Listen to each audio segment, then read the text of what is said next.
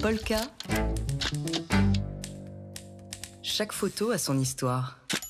Et c'est le moment, comme chaque mercredi matin, d'accueillir Dimitri Beck de Polka Magazine pour commenter une photo qui fait l'actu. Et aujourd'hui, Dimitri, vous revenez sur les hommages aux victimes des attaques terroristes survenues à Paris il y a 10 ans.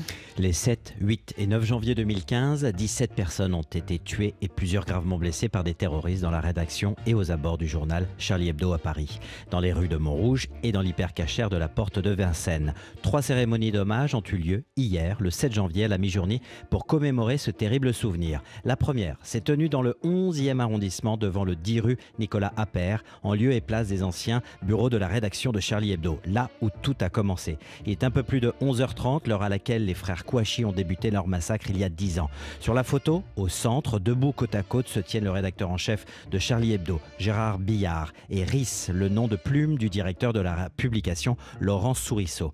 Tous deux, habillés en noir, inclinent leur tête vers le sol. Ils viennent de déposer près de 2 policiers au garde à vous une gerbe de fleurs devant l'entrée du bâtiment au nom de toute l'équipe du journal satirique à la mémoire de leurs collègues morts. À ce moment-là, il régnait un grand silence, nous a raconté Ludovic Marin, le photographe qui a pris la photo pour l'AFP.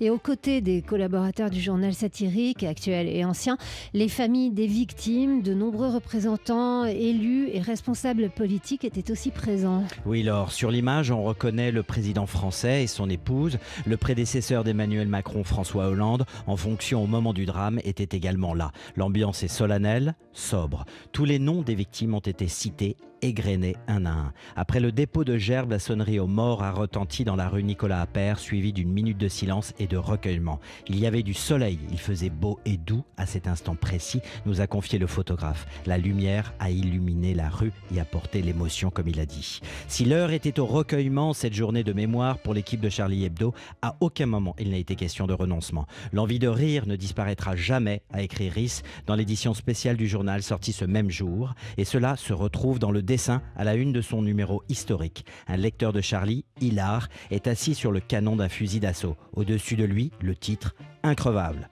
ponctué par un point d'exclamation. L'esprit Charlie est bien là, toujours vivant. Dimitri Beck de Polka Magazine avec une chronique à réécouter sur le site de Polka.